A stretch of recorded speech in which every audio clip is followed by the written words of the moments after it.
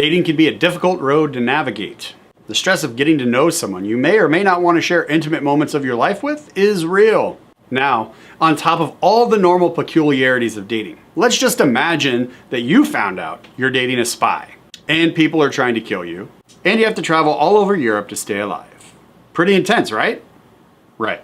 So, does The Spy Who Dumped Me provide a comedic spy adventure that is both equally entertaining and action-packed, or should we swipe left on this film? Let's talk about it in this review.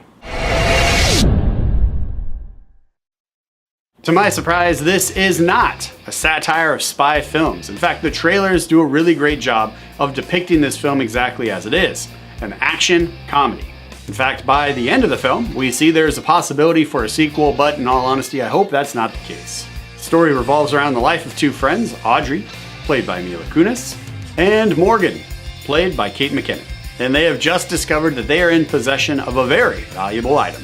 This item, a thumb drive, is sought after by government agency as well as terrorists who will stop at nothing to acquire the thumb drive and the information on the thumb drive from these two ladies as they travel the globe. And with Audrey's boyfriend recently shot dead, these two ladies are off on their adventure around the world and the story is off and running.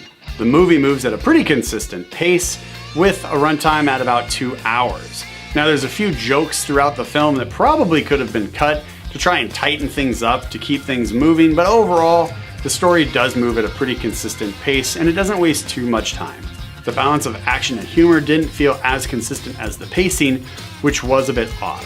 However, this could just simply be an example of the directing being stronger than the writing. The action scenes felt like action scenes, even if the one trapeze fight did feel a bit silly and over the top. And it's this split of believability with nonsensical fun that made me question the overall tone this movie wanted to deliver. Did it want to be a spy action comedy flick or a goofy parody of spy films? It leans more towards spy action comedy, but it feels less committed than it probably should have been to this subgenre, which did lessen my enjoyment of the film overall. The plot of the story is fine.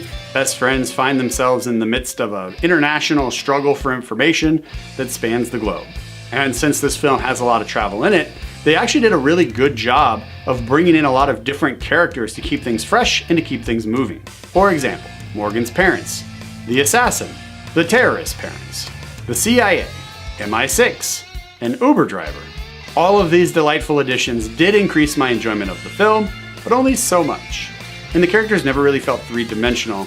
We get surface level character development just to kind of set up jokes or just to kind of keep the story moving from point A to point B. We don't really dive into really what makes them tick, which I think was kind of important because these women are traveling the globe to help a man who just moments before he was shot dead in their living room, they were trying to burn all of his stuff because they were mad at him.